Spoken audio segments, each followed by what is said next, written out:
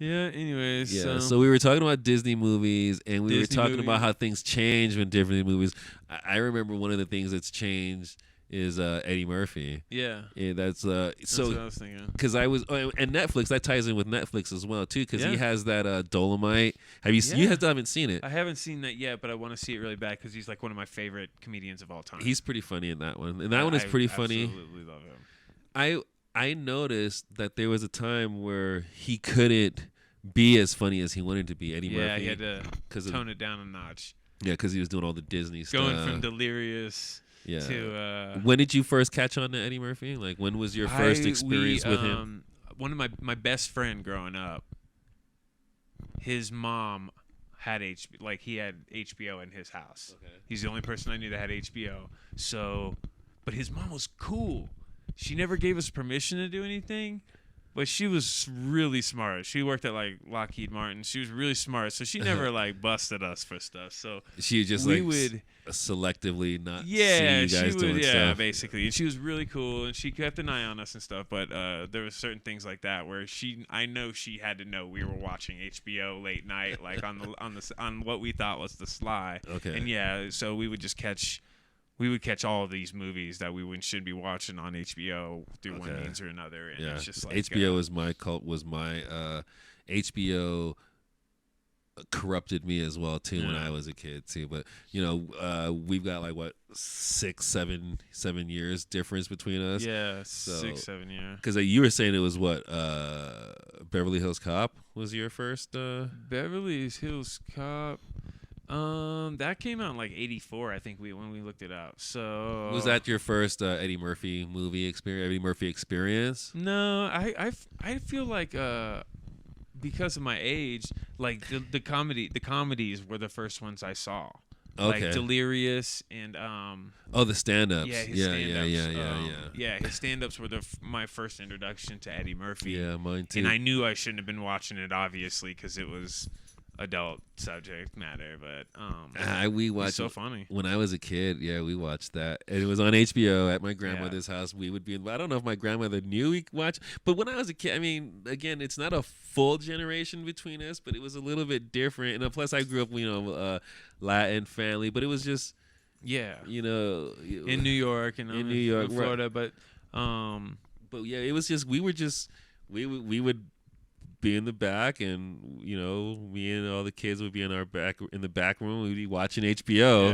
yeah. That was our babysitter at night sometimes on the weekends. Yeah. And man, and that was back when HBO would play the same film like over and over again through the evening sometimes. So yeah, I saw that Delirious. Well, when I saw Eddie Murphy, or like when I first introduced Eddie Murphy, he was already like a global phenomenon. You know what I mean? Because you were talking about how you appreciated his work in 488 Hours and how he really stepped up out of just a comic role, like a goofy role, into something. Right. He was basically in that movie in 48 Hours. He was it was the first time, because I think we had some black comedians like Bill Cosby, Richard Pryor, and he wasn't a comedian, but like Sidney Poitier, who at Sir Sidney Poitier. Sidney Poitier. Sir Sidney Poitier. Oh, is he a sir? I didn't know he was a sir. He probably is. That's so funny you mention him. Why? Anyways. Yeah, so, I don't want to get off topic, but it's hilarious. So they were like starring in movies, but they didn't have like really dominant roles or anything like that. And I think I was watching this in a documentary too. It was in 48 Hours when Eddie Murphy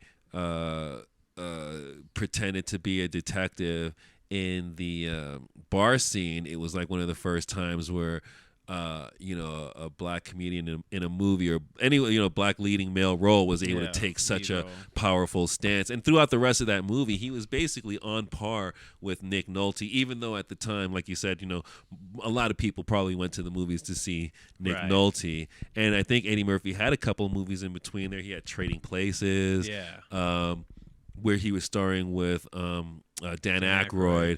And so he was never really the star, but it was finally in Beverly Hills Cop where, like you said, that's the one where he's prominent on the cover of clear shift from supporting role to lead man to the star. And but that was after, I think in between those, he did do Delirious also, and he did do, but Eddie Murphy was the first one. He was like one of the first ones to start having, first black man to start really having prominent roles, leading roles in the movie where he could actually demand his pay, and I think it was one of the things that I thought was funny was that he was you could tell he was very conscious of his pay, because once he started working for Disney, he didn't really do very many movies where he cursed. I think it was just in Norbit.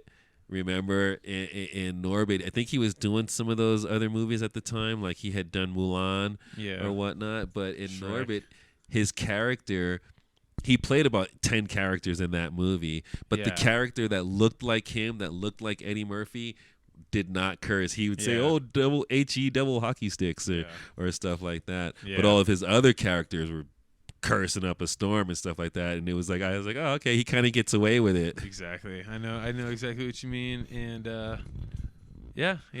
he's had a pretty interesting career. Yeah, but so he's got some movies coming out now. 2 hot ones coming out. What, he's gonna remix Beverly Hills Cop 4, right? Yeah. 2 and 3 were. And it's gonna be maybe a Netflix original, maybe. See, and that's the thing. Netflix, I don't know if it's gonna be original or what. Do you notice how like they're all tied into all of these conversations here in some way, because they're Netflix, all these places, they're just dominating everything. It said Paramount Pictures was supposed to do it in 2016, but then they gave up the rights to Netflix. Probably so no one would Netflix even. Netflix is just going to do a Netflix.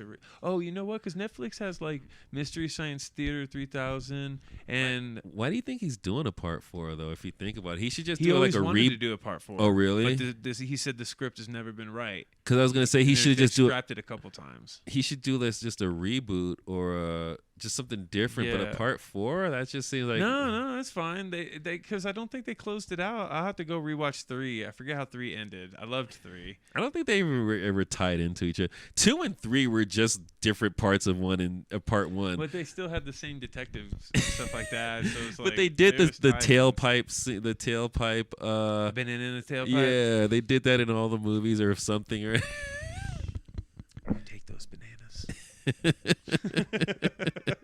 Damon Wayans. Yeah, that's right. Wayans, yeah, that was his first. He's like, ooh, what did he say? He's like, I just need some bananas. He's like, ooh, because he had his hair. Remember, he had his shirt tied up. Like how he did in Living Color. Oh man, Damon! Shouts out Damon Wayans. But the one that would be funny is. He's not doing. Do we say Trading Place? Coming to America Part 2. That will be hilarious. They haven't confirmed. He's the only one they've confirmed in the cast so far. So I'm sure Arsenio will come That's what I was gonna say. Is Arsenio, because he's still around. Arsenio's still here. And then maybe James Earl Jones. He's still kicking, right? Yeah.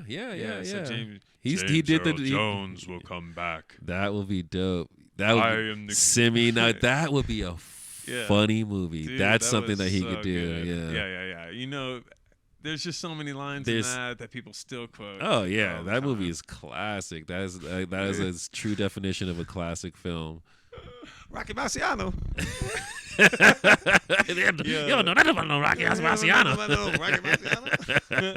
Okay. There's the whole movie, man. The whole movie. That one is funny. Make your soul glow, dude. Yeah, let your soul.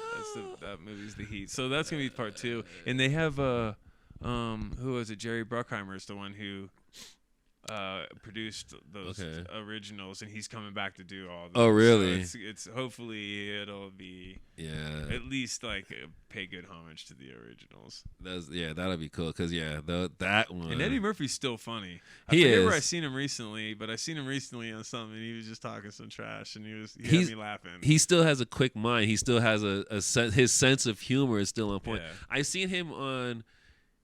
He's good if you watch him on Jerry Seinfeld's riding in having coffee with something. Yeah, riding in cars with comedians having coffee or something like that is the name of it. I've seen a few episodes of that. He does an episode of that. I've seen him on the Tonight Show getting interviewed. He's just really still kind of quiet, and he like you can tell in the back of his head he's thinking of something funny all the time, and it comes out and it's like, okay, yeah, he's still a funny guy. Yeah. But the Dolomite movie, it seemed like it was really funny. There were parts that were really funny, but he was doing more of a biography, you know, I forgot the guy's name that played Dolomite, that wrote Dolomite, but it's his whole story basically. Gotcha. It's his whole cinematic story. Like Superfly. Yeah, basically. Except that Dolomite was making fun of those Superfly movies because you have to see it. Yeah, I want to see it. I do want to see it. Yeah. I really, really like Eddie Murphy so much.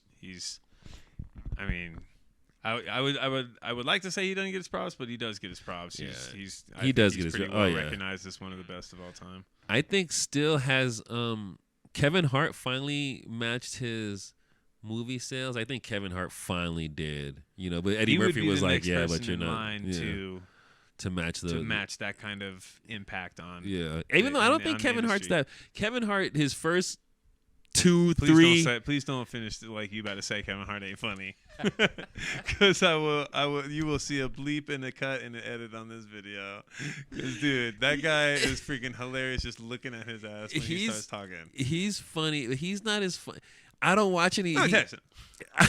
I don't watch him anymore. Yeah, like his first 2 or 3 stand-ups were funny, and some of his he doesn't have that kind of humor to me anymore. He doesn't do impersonations. No, he's like the best roommate you could ever have. Like, he's a funny person. Make you weep with laughter, basically.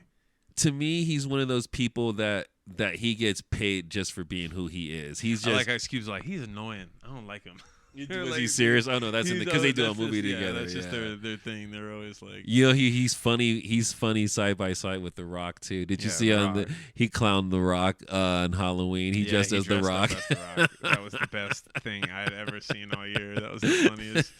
That was the funniest thing like I had seen all year. He had the fro and then the fanny pack, and then the fanny pack, and the necklace with the turtleneck. Yes, that was hilarious. Amazing. Yeah, that was incredible. So him, but I don't know. Eddie Murphy, my favorite comedian actually though probably was more like George Carlin, you know, because George Carlin. See, and that's the thing with Eddie Murphy too. I don't know if I could see him doing a stand up again. I can for sure. It just depends on where he's at with his because he's able to bring it back to a little bit of raunchiness. Because his stand up was funny. Like now you gotta almost have to talk about politics and stuff like that, and he never talked about politics. He talked about his family. He talked about like things that were going on in his career. I've watched both of his Raw and Delirious recently, and they both still hold up. Oh yeah, they're funny. He's just funny. He's just a comedic genius. Like when he does the family barbecue, when he does that family barbecue scene, man, like he's doing it for like 10 minutes. It's like 10 minutes long. Yeah. And he just goes from one character to the son to the uncle to the thing, and he just back to back. Talented comedian. Yeah, to his dad, and it's just like sometimes I think he's not a really good actor, more as he might be on the low, like a little schizophrenic psychopath. That's how he's able to jump into those characters so easily. He's got multiple personalities. Yes, because he does them, so he really gets into those characters. He becomes those people. He's a character. He's got very character. He's got like a very character actor type. Yeah, there's other comedians who like other people like him. Robin Williams, I thought, was one person like animated, that. Very animated, like woo. Yeah, like they're just different, like Jim Carrey or something. Yeah, they're just different. Like, really. Yeah, they got a different type of humor, but I think that they really get lost into themselves in a lot of ways. That they're really able to tune out the rest of everything else and just really be themselves in like the purest form and not like care, and just be silly and take on other personalities and stuff like that. Yeah, really. Because I noticed like it's a whole different thing. You can be like a really good actor or a really good rapper or a really good anything in front of nobody, you know what I mean? And as soon as there's somebody looking at you or there's a camera on you, all of a sudden all that stuff that you thought you had great talent at becomes, and that's another part of it. You got to be able to do it in front of people. You can't just be talented in the shower. You got to be talented, and that's where that real talent comes in, to be able to do that. So, and that's what these people have, like Eddie Murphy, Colin Kaepernick, all those people. That's real talent. Falcon and Bucky from Marvel, right? Loki, the guy that plays Loki. I don't know any of their names. Now,